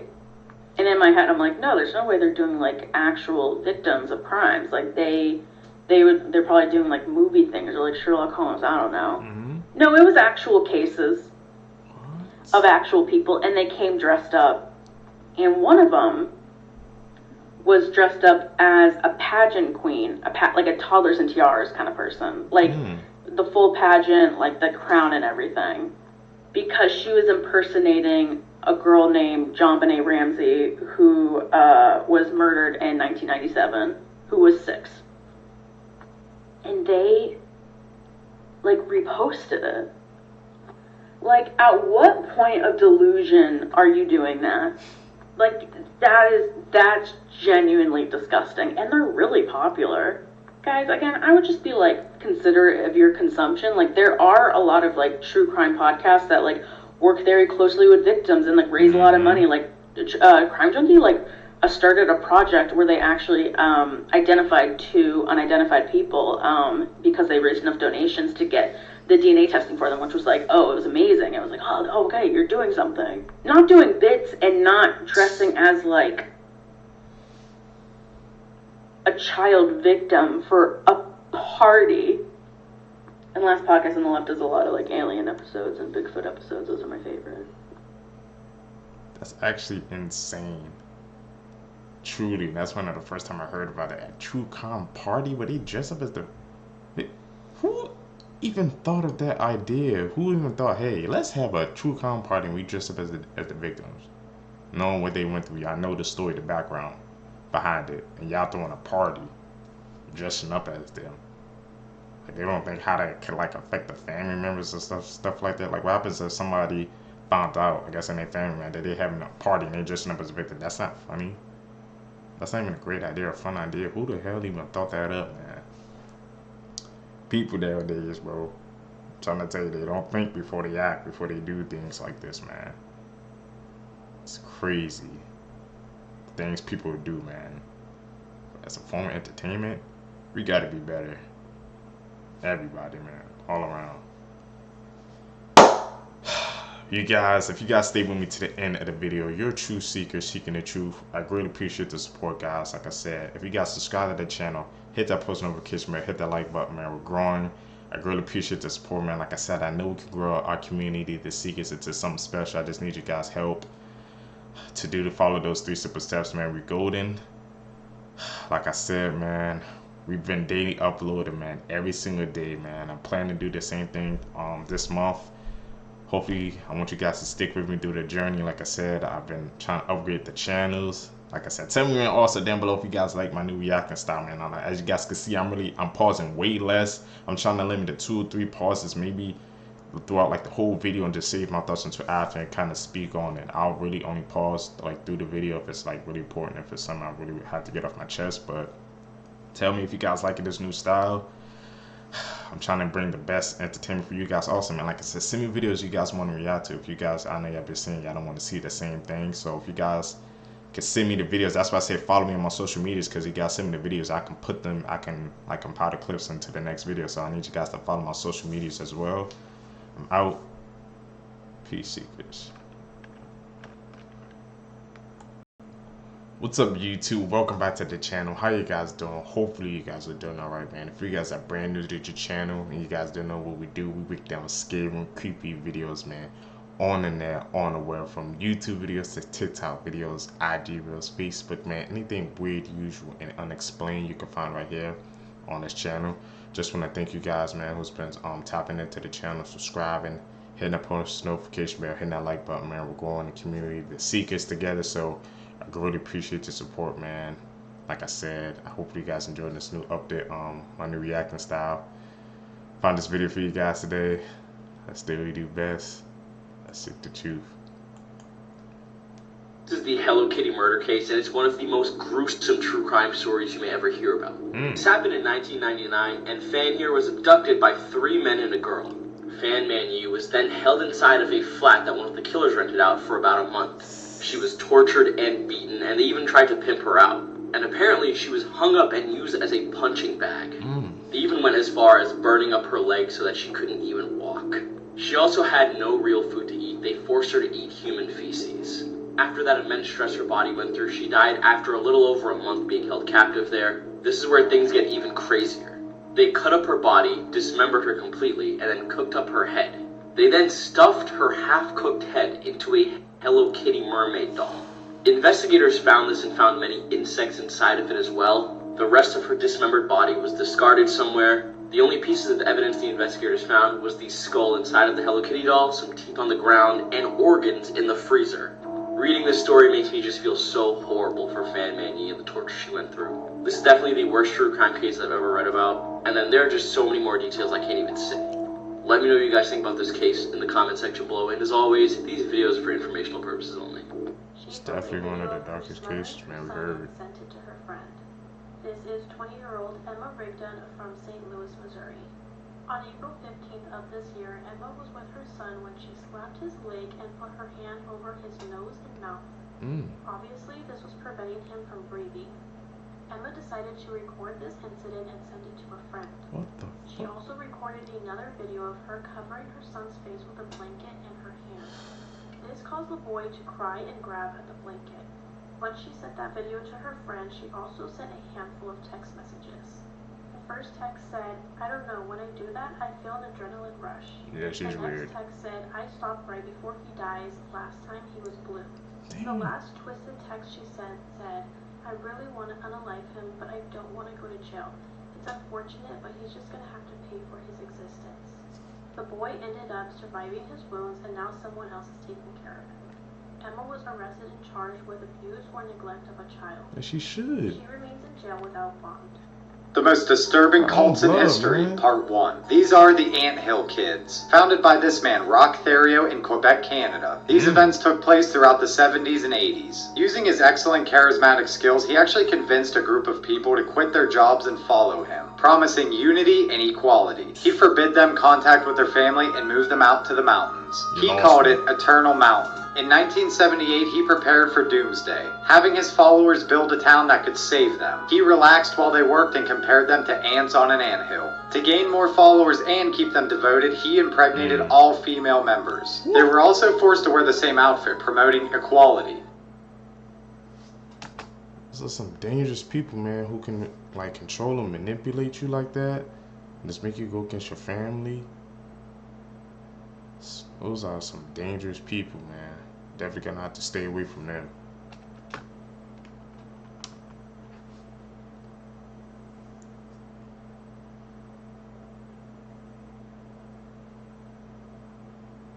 Isn't that Prince Harry?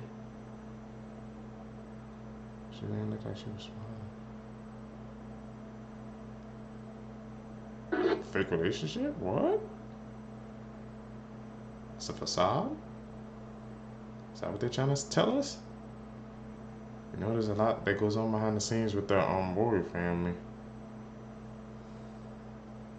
It wouldn't be a surprise, would it? Edit.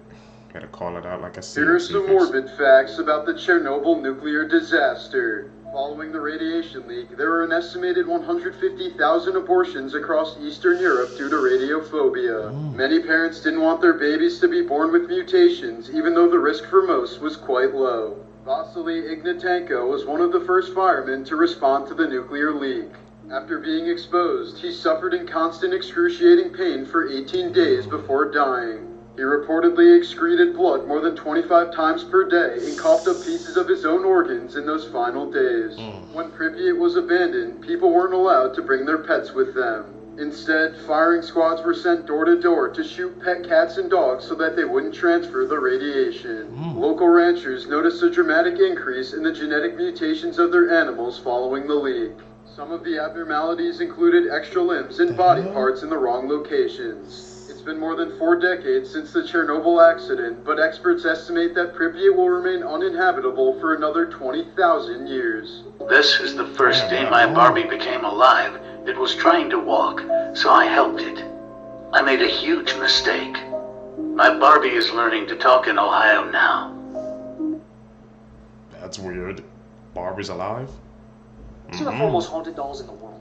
First is the Annabelle doll, which inspired the Conjuring movies, which, as you guys know, is one of the most haunted dolls in the world. She's able to not only move herself, but also move objects, and is supposedly inhabited by an extremely demonic being, forcing her to constantly be in a spirit box. Then have Ruby, which in my opinion is one of the most terrifying due to the fact that it's a porcelain doll, which all of our mothers and grandmothers have. Ruby doesn't do anything crazy, but the scariest part is supposedly the ancestor who had this doll prior passed while holding this doll, and now supposedly inhabits it. And it's a porcelain doll, which makes it absolutely terrifying. Then have Letta, who's a 200-year-old doll found underneath a house in Australia, said to make noises in the night, moved by itself, and the owner has a specific account of when he was moving, he heard this doll scream while being in the trunk, screaming, "Let me out. I'm good on everything that." Then you have Robert the doll, who in my opinion is probably the most haunted and cursed doll on this list, said to be so cursed that if you take a picture or look at him without his permission, he can curse you. And this has happened to multiple people who decided to film Robert without his permission. This doll not only moves by itself, the previous owner has made multiple statements of hearing this doll run inside of the attic. On top of that, the neighbors have seen Robert peeking out the window in the second story, while no one was up there. These dolls,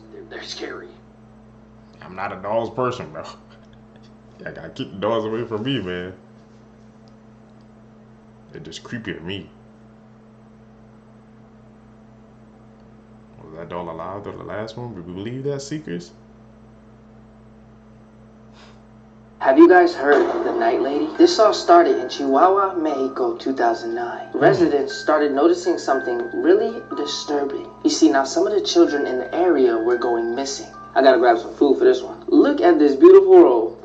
Now, with all the children around the area going missing, people started reporting seeing a woman. They said she would climb on the rooftops during the day, only to wait till night to sneak in through the window to snatch children. Police then sketched an image of what they believed to be the night lady. Only one child has been reported of actually escaping the night lady. You see, his parents had ran into the room and caught her just in time. She quickly then escaped and crawled out of the window. Wait, before I continue, let's say the night lady had taken you. Your third act has to come and save you. Who is it? Let me know who it is. Anyways, the kid that got away recounted waking up in the middle of the night and seeing the night lady standing over top of him just watching. People have brushed this off as just one big hoax. Until after midnight, a teenage girl had captured this photo. This is supposedly the night lady.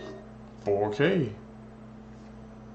Gotta believe when the kids are saying This that. is a scary story about I'm Sorry Mommy. One night, a woman was in the kitchen reading a newspaper when she suddenly looked up and saw her 6-year-old son staring at her. She said, "Something wrong, dear?" "I had a nightmare," said the boy, "and I can't sleep." "Well, don't worry, you're safe now," said the mother. "I dreamed I was in bed and heard a sound in Daddy's room," he said. "And when I looked in the door, I saw 2 big black things with white eyes. It came out of the closet and it attacked Daddy." "Don't worry," said the mother in a soothing voice. "It was just a dream. It didn't really happen."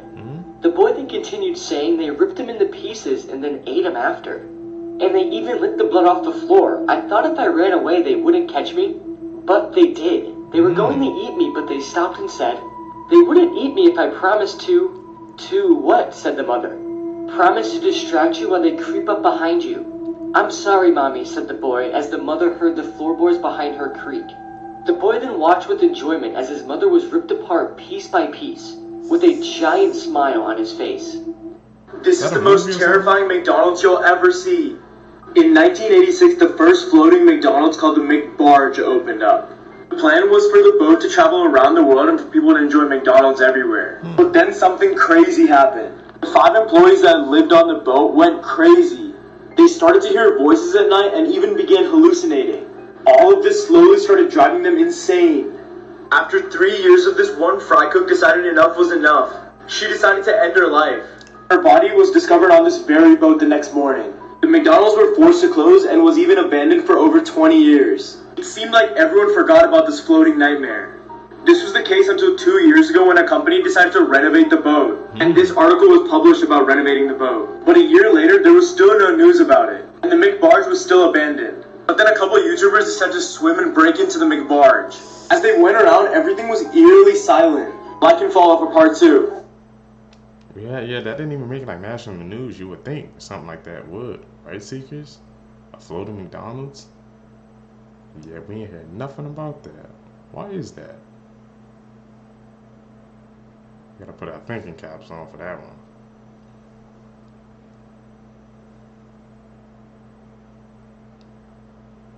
This girl killed her mum and then texted a photo of her body to her dad. In 2013, Rachel Hudson and her family were supposed to be celebrating Thanksgiving at their home in Virginia. However, the holiday would take a horrendously sinister turn. Rachel's mum was terminally ill 58-year-old Susan Lee.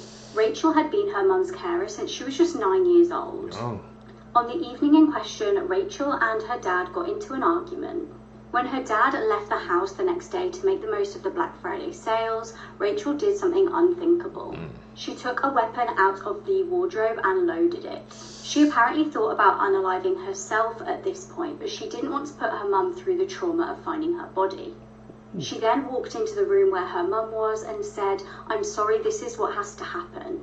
Her mum apparently told her, "You're crazy," and this is the point where Rachel killed her mum. When she texted her dad to break the news to him, he obviously didn't believe what she was saying.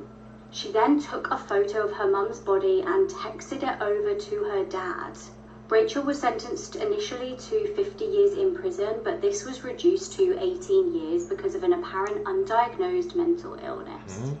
This is the scariest song in the world, getting that and here's message, why. bro. Okay, so we all heard this song before, especially if you're into scary things and watch the Insidious movies.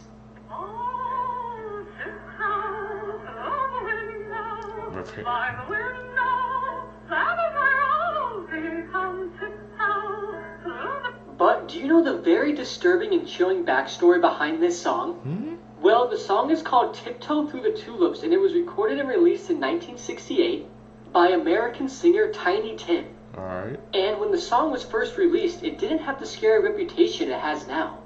However, this would change during his last ever live performance of the song. On September 28, 1996, Tiny Tim suffered a heart attack that was pretty miniature while performing at a music festival. And after this happened, his doctors advised him that he wasn't healthy enough to perform on stage anymore. However, Tiny Tim ignored the advice from his doctors and scheduled another concert at a women's club in Minnesota the next month. But right before his performance, he told his wife that he wasn't feeling that good. Nevertheless, Tiny Tim decided to go on stage anyway. And after performing the last song of the night, he suffered a major heart attack on stage and died in front of the crowd. And the song he was performing was Tiptoe Through the Tulips. This song was already terrifying, but it's 100 times more terrifying after knowing this. Now listen to it again after knowing this.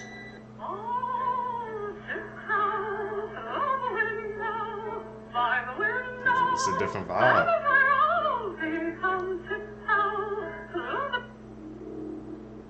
And shows and movies using that don't happen, man. There's always a dark story. On March 19th, 2024, in Mississippi, 14-year-old Carly Gregg made a phone call to one of her friends saying, quote, "Do you want to see a body?" Moments after making the call, Carly's stepfather walked into the home to see his wife, Ashley Smiley, unalived from gunshot wounds. Ashley was a loved individual who friends and family claimed she was a, quote, loving and caring teacher who wanted the best for her students. When her stepfather entered the home, at the same moment, Carly pulled out a and in the midst of the struggle, he was able to successfully disarm her, leaving Carly to escape the home, going on the run. It did not take police long to find and arrest her, and in most cases, children will be tried as a juvenile, but in Carly's case, she'll be tried as an adult for the unaliving of her mother and the attempted unaliving of her stepfather. From what I read on Reddit, people seem to be split 50-50 as they believe she should not be tried as an adult. What are your thoughts? Why did she even do that, man? That's the real question we need to be asking. The story behind it. Need details on that case, seekers.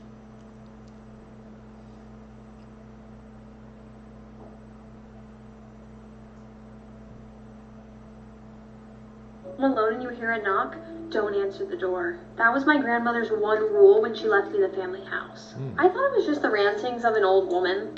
I didn't know how real the rule was until the other night. The house I inherited was deep in the forest, far from bustling city noises. Silence was the unspoken language here, except sometimes you would hear the owls. But the other night when I was sitting in the living room reading a book, that's when I heard it. There was a single knock at the front door, and then I remembered my grandmother's warning. If you're home alone and you hear one knock, don't answer the door. I looked over at my grandfather clock in the corner. It was midnight. I told myself that the knock was just a figment of my imagination. It was just the house settling, or a fallen branch against the door. But then it came again, a single, solitary knock. But this time it sounded closer. I was panicking. I just stood there staring at the door. The third knock was so loud that it made the door rattle. There was no more denying it. Something was at the door. If you see this happen, you need to run fast. If you see these orange dots on a tree in the woods, you seriously need to run fast. It might just look like orange paint, but don't be fooled. This is a trap. There have been loads of reports of missing people in these types of woods. So if you see these orange markings in the woods, you need to run fast. Make sure you share this message and follow for more. Why the hell was he there? He's risking his life. Now this video has got the internet going crazy because a guy in Melbourne, Australia is quite literally claiming that his dog was playing with a ghost. And after watching this, I bloody believe him. Now he insists that his backyard is fully secured and locked by a high fence where there is no way for another dog to get in. He also said that he ran outside to check if he hadn't lost the plot and that the ghost dog was nowhere to be seen. And if this video hasn't got you contemplating life, another video which has scarred me for life is this bastard. Now keep your eyes on the collar of the black dog on the right. So as you can see, the two dogs are just barking and barking, and then suddenly, out of nowhere, for some reason, they just go completely quiet. A few seconds later, the black dog then randomly jerks backwards into the side of the crate, and its collar comes off of its own accord. Is that an edit or was that real? Have you ever wondered why Domino's dropped their Noid mascot back in the 90s? Just like how McDonald's has Ronald McDonald and Burger King had the King, Domino's had the Noid. First created in 1986, the slogan was "Avoid the Noid," as he would try to thwart pizza deliveries. The Noid loves to move pizza. Get whole Domino's pizza. We avoid the Noid. But this all changed for Domino's on January 30th, 1989. Okay. On that day, Kenneth Lamar Noid took 2 Domino's pizza employees hostage with a .357 Magnum in Georgia. Now, the entire ordeal lasted about 5 hours, and his demands were $10,000, a getaway car, and a copy of the book The Widow's Son. He also demanded the employees make him a pizza. While he was enjoying the pizza, they managed to escape and no one was hurt. Kenneth was arrested and charged with kidnapping, aggravated assault, and theft by extortion. So what exactly did the Domino's Noid have to do with Kenneth Noid? Yeah. He had become convinced that the ads were directly aimed at him, with his last name being Noid and the ad saying, "Avoid the Noid." One of the arresting officers at the scene said that he was having an ongoing feud in his mind. Believing that the commercials were made to mock him, he fully believed that the owner of Domino's Pizza was telling people to avoid him. Avoid the Noid. Avoid the Noid. Avoid the Noid. Now, he was charged but found not guilty due to reasons of insanity and was sent to a Georgia mental health clinic. Domino's continued on as normal until another incident in 1995. Still convinced that the pizza chain was out to get him, Kenneth took his own life in his Florida apartment. Following this, the pizza chain immediately stopped using the Noid in their marketing campaigns. Since then, the Noid has made a few smaller appearances on t-shirts, in pinball machines, in a video game, and a small snippet in an ad. Now, in 2021, Domino's released an ad showcasing their new driverless delivery vehicles. The ad showing off that the Noid is back, but he has not been seen since that ad. This true crime case will make your blood boil. Over a decade ago, 19-year-old Cara Nichols vanished. The teenager was born and raised in Colorado Springs and unfortunately had begun using substances throughout high school. She was reported missing on the 14th of October 2012. At this point, her roommates hadn't heard from her for 5 days. Police soon learned that she'd actually spoken to her brother on the phone on the 9th of October at around 11:45 p.m. She told him that she was on her way to a modelling shoot. The next day, unsettlingly, her phone was going straight to answer phone. It was actually her brother that ended up travelling to her apartment to figure out what was going on. He spoke to her roommates and the alarm was raised. Now, Cara's laptop was actually still at her apartment, which was concerning because if she just decided to up and left, she wouldn't have left her laptop behind. When investigators started digging into the case, they found that Cara had been placing ads as an S worker. Interestingly, she'd actually posted an ad with her phone number on it the same day she went missing. Police also found out that her phone had been used on that day too at almost midnight. Investigators started looking into exactly which numbers she'd received calls from and set about contacting the individuals. They got a return call of Joel Hollendorfer. He admitted to police that yes, he had spoke to the girl about S services, but they'd never ended up meeting. However, when police tracked Cara's phone, her last activity was in the area of Joel's parents' house. Police ended up searching the property with a cadaver dog. Disturbingly, the dog barked in loads of different areas on the property to indicate remains. However, the owner of the property stated that this must be just because they have a lot of animals and over the years the animals die and then they bury them in the back garden. The police were happy with this explanation and gave up on the search. They also decided to interview Joel's wife, who strangely declined to cooperate with the investigation. Frustratingly, Cara's case went cold. On February the 8th, 2022, a decade after she went missing, police confirmed that they had found Cara's body. It was on that property they'd searched the whole time. Joel was obviously arrested. In February 2022, his wife decided to come clean to police. She told them that Joel had told her in 2014 that he accidentally killed an escort that he'd hired. He admitted that he accidentally strangled her to death and buried her near a dead horse on the property. Joel's defense in court claimed that he accidentally killed her in an S act gone wrong and that she lost consciousness due to substance use. Shockingly, he was only convicted of manslaughter and got just 24 years in prison. This was a huge blow to Kara's family. Telling the system. Oh, we know what this is. Sure to hide your little sister from him. 2 months ago, Drake was rumored to be dating, and currently has been rumored to be dating, the rapper Lotto's little sister, her 21-year-old little sister. Second, and I'm still trying to process Meet the Grams. I was not prepared for another drop. I was not ready for this, but here we are. So this is Drake's home, featuring Kendrick's song Like That. Kendrick said, "Don't make me drop the location." He dropped the location. Okay, so in the cover art for the song that Kendrick just dropped, it's showing that there's 13 individuals in Drake's home, which I think like this symbolizes like Drake's camp, like potentially OVO. And OVO is made up primarily of 16 different individuals, including Drake. Drake has this very close entourage who are very closely associated with him on a friendship and a business level. Like, for example, Baca Not Nice, he has been charged and faced prison time for trafficking, and when he got out of prison, Drake helped him become famous. What my theory is, and it's probably wrong, but there's 13 people here in this cover art, and there are 16 people a part of OVO that are like pillars in OVO, including Drake. Do the people missing from this cover art symbolize the OVO moles? Kendrick exposing Drake is going much further than just Drake being exposed. And I'm here for the tea. I'll probably make 500 more videos about these diss tracks. I'll see you guys in the next one. It's crazy. When Kendrick started out the song talking to Adonis, I immediately knew Drake was cooked. In my head, I was like, yeah, Drake, you done. You done. I could have turned off the song right then and there and said, yeah, Drake, you're cooked. You're finished. Retire.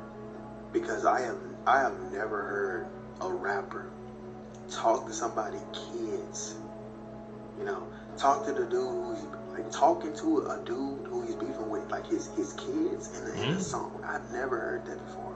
So when he said that, I was like, what the fuck? He said your granddaddy should have worn protection. Like, oh my God. He said your daddy didn't teach you shit. In my opinion, easily one of the most disrespectful lines in the entire song. When he told Adonis, let me be your mentor. Like, that is so disrespectful. Drake, me personally, if I had a son and somebody was talking about my son telling him that, me personally, I'm just saying, babe. Guys, you know there's been a lot of back and forth between Jake and Kendrick. How I guess Kendrick's trying to expose Drake, and they like going back and forth, man, exposing both things on both sides. What do you guys think, Seekers, man? Is there truth behind what both of them are saying? Because they've been going back and forth, and it doesn't seem like they're slowing down. This is going to be like a slugfest. Kendrick into thinking he has a daughter. People are claiming this is the daughter. She said, I don't know when, but she said, I guess I'll just take over the world myself, throwing up the 6 Drake merch shop. P.S. Wish you were here. Yesterday, Kendrick said, you need to know that love is eternity and trumps all pain. I'll tell you who your father is. Just play this song When It Rains. And her name, her username is Eternity. And she was in the background of a music video with J. Cole and Lil Durk. She said, who do you spy with your eye? Me, Eternity. Here I am with Real Cold World, J. Cole, Lil Durk. It was such an honor. Thanks, Pops. Who's her pops? Yeah. Said, dear baby girl, I'm sorry that your father not active inside your world. He don't commit to much but his music. Yeah, that's for sure. You lied about your son. You lied about your daughter. You lied about them other kids that's out there hoping that you come. Last year, she just turned 10. She just turned 11. Bruh, Kendrick dropped on her birthday. But people are saying in the background of Drake's Family Matters music video, you can see posters of the girl who people are claiming is Drake's daughter. aka proving that Kendrick was indeed baited. Drake is a genius. If this is true, Drake is smart as hell. But at the same time, he still got bodied. He's still not coming back from that diss. Someone in Drake. What do you guys think? Does Drake have a secret daughter, or was it not like I said, or it was a freaking genius move on his part? It was just a bait, and Kendrick took it. Drake's camp who's plotting on his downfall. As we all know, we got this new track from Kendrick at 6 a.m. to respond to Drake for the second time. People are saying it's another diss track, but I think it's a personal message for Drake to let him know about his inner circle. It's a known fact that every time Drake gets in a beef, he pays his people to find dirt on the person that he has an issue with. Low-key just makes it easier. If I'm Drake, what do I look like going on Google to find info about my ops? I'm dropping a bag. But what if the person you have beef with lives one of the most peaceful lives, like, ever? It completely backfires. Somehow gets right back to the person that you have the issue with. This becomes the main message in 616 in LA.